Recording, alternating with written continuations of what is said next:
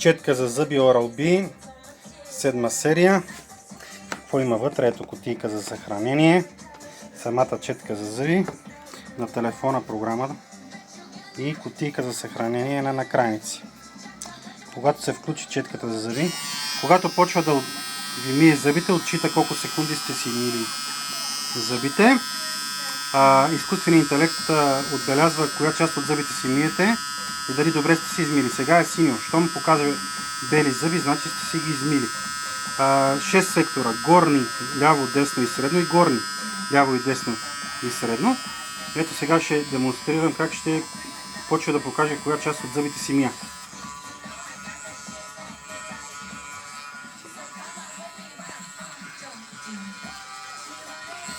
Когато е в бяло, значи е измито.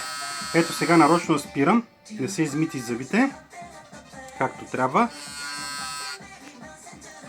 И то си показва.